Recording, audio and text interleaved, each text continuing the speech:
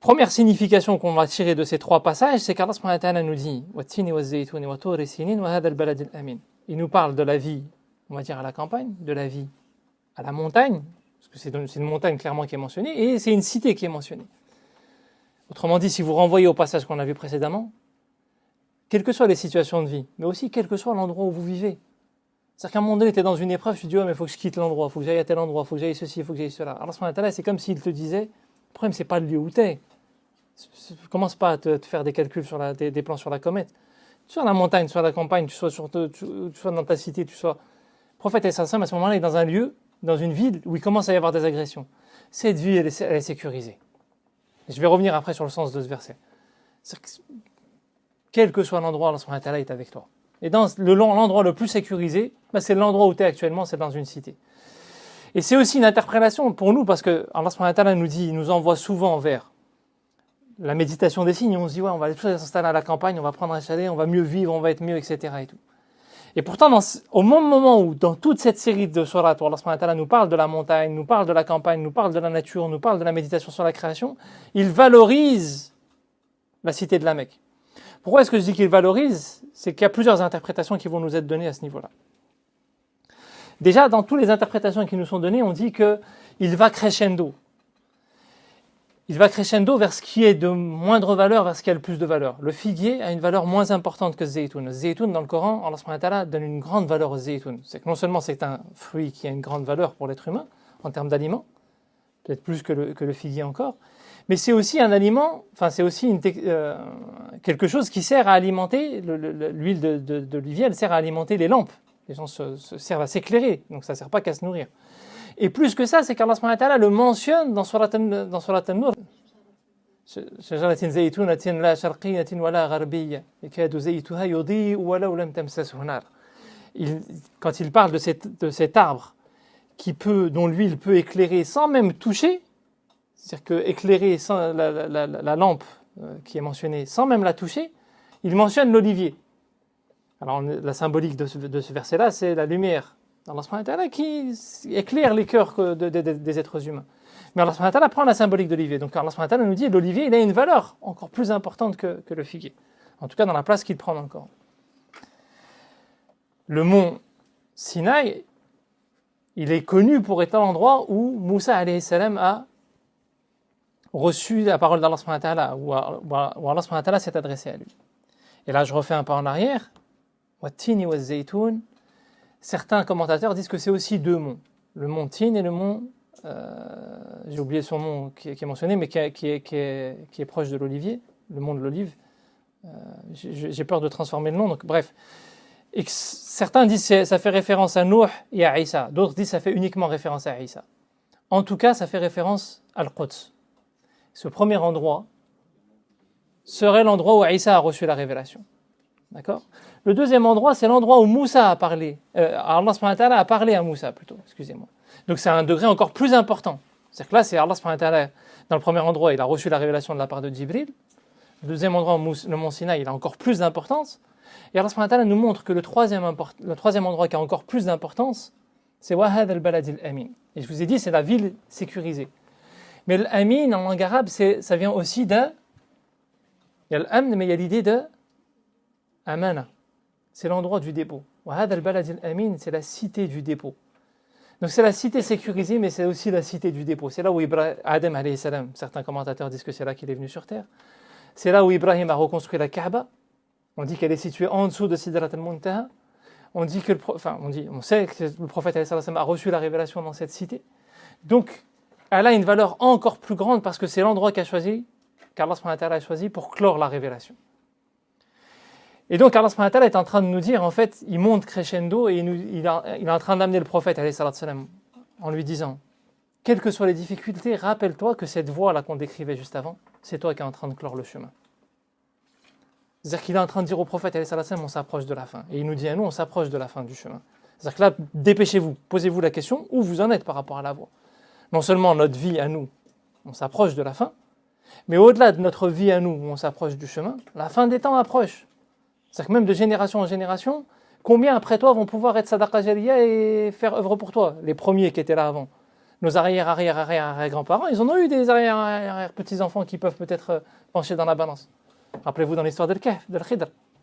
C'est 7 générations après. Nous, est-ce qu'il y aura 7 générations après nous avant la fin des temps? Donc, Allah subhanahu wa ta'ala nous dit la fin approche. Et il dit au prophète, on s'approche de la fin des temps.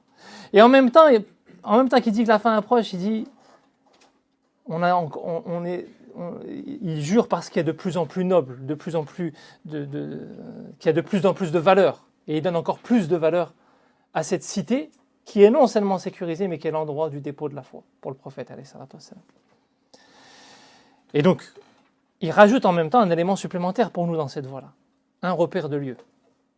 C'est-à-dire que dans cette voie, la culture de l'effort, de la capacité à se détacher, dans cette voie où on a un objectif d'assainissement des cœurs, qui passe par la reconnaissance d'Allah subhanahu wa ta'ala, mais qui passe par le respect des limites aussi, qu'Allah subhanahu wa ta'ala a tracées, qui passe par la confiance en Allah subhanahu wa ta'ala, qui passe par le fait de se détacher de toute forme de dépendance, qui passe par l'instruction et le savoir et par la transmission.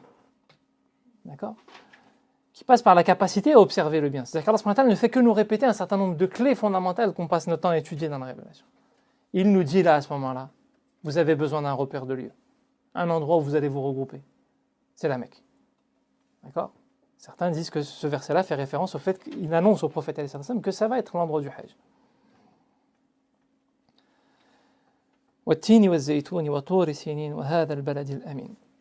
Alors juste sur le choix du figuier et de l'olivier, l'olivier a des noyaux. Et c'est aussi cette distinction entre ne vous attachez pas sur les situations. C'est-à-dire qu'il y a des moments, il y a le cœur, il y a des moments, il y est moins, des moments. Faites attention de ne pas commencer à vous enfermer dans il faut que je sois comme ça, ou il faut que je sois dans cette situation. Sois en mouvement vers le chemin qu'Allah subhanahu wa ta'ala a tracé. Parce que la fin du chemin elle approche, et à te perdre dans la recherche d'un état, à te perdre dans la recherche d'objectifs qui sont secondaires, tu vas en oublier. Ce qui est important, c'est est-ce que tu essayes d'être reconnaissant à l'égard d'Allah subhanahu wa ta'ala? Est-ce que tu fais l'effort pour aller vers cette reconnaissance? T'as chuté, pose-toi pas la question, reviens, précipite-toi vers le fait de revenir. Ensuite, Allah subhanahu wa ta'ala jure, et quand il jure en langue arabe, l'une des significations importantes, c'est pour interpeller. Donc là, il nous interpelle. Et il nous interpelle par 3 serments importants, par les 3 dernières grandes prophéties, par les 3 derniers lieux de la prophétie.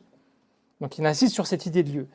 Où que vous soyez, quel que soit, tu vis à la montagne, tu vis à la campagne, mais où que vous soyez, Allah subhanahu wa ta'ala, il a donné la révélation à tel et tel et tel endroit. Tout est possible. Rappelle-toi d'une chose importante. لَقَدْ خَلَقْنَا الْإِنسَانَ فِي أَحْسَنِ تَقْوِيمٍ. C'est-à-dire que des fois, tu te focalises dans ton épreuve, dans tes chutes, dans tes ci, dans tes cela, dans tes... Allah subhanahu wa ta'ala, il jure et il insiste. Laqad, c'est, surtout avec le passé derrière, c'est insistance sur insistance sur insistance. D'accord ? Vous vous rappelez, un qad plus le passé, c'est encore une insistance aussi en langue arabe. Donc il y a une triple insistance. Le lam, le qad et le qad plus passé. Khalaqana, c'est Allah subhanahu wa ta'ala. Donc il dit nous avons créé. Et quand il dit nous, c'est pour donner de la valeur en langue arabe. Vous vous rappelez ? Allah subhanahu wa ta'ala montre encore plus d'insistance par le fait qu'il donne de la valeur à ce qu'il est en train d'évoquer. Laqad khalaqna al-insana. L'être humain, donc celui qui oublie, celui qui est capable d'un désir ardent, tout dépend de la traduction qu'on va en faire. Mais l'être humain, qui est capable justement d'oublier, mais qui est capable de désirer ardemment, pour le bien comme pour le mal. Fi ahsani taqwim. Dans ihsan, c'est la meilleure, mais ihsan, c'est l'idée de meilleur, aussi bien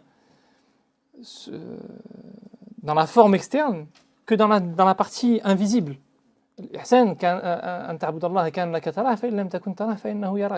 c'est que l'ihsan, c'est que tu adores Allah subhanahu wa ta'ala comme si tu le voyais, car si tu ne le vois pas, certes lui te voit. Donc il y a cette dimension invisible dans l'ihsan. Et taqwim, beaucoup de commentateurs disent, certains disent c'est dans les meilleures proportions, l'être humain se tient debout, il a une raison, il a la capacité de se nourrir lui-même, donc il est complètement différent du reste de la création. Certains vont loin, ils se disent même les sourcils qui empêchent quand il transpire que ça vienne, sinon il ne verrait plus rien, etc. C'est-à-dire que tu peux rentrer dans plein de détails. Je disais, subhanallah, après là, non, là je le fais rapidement, mais par exemple, je disais Al-Razi tout à l'heure avant d'arriver rapidement, parce que je me suis basé sur d'autres commentateurs aussi pour préparer là, ce tafsir, mais par exemple sur le figuier, il allait loin dans les commentaires, subhanallah, c'est assez impressionnant parce qu'il parlait d'analyse médicale qu'avaient fait à l'époque les savants pour connaître les facultés du figuier, c'est-à-dire comment les versets du Coran interpellaient les savants. Ils faisaient des études et ils se sont rendus compte que ça avait des facultés pour le fait de guérir la tension, contre plein de maladies en fait différentes. Et en fait, on voit que dans les choix qu'Allah subhanahu wa ta'ala fait, il nous donne des pistes en fait. Et laqad khalaqna al-insana fi ahsani taqwim, l'être humain est dans les meilleures proportions de corps, même à l'intérieur, ses organes, etc. Mais aussi spirituel.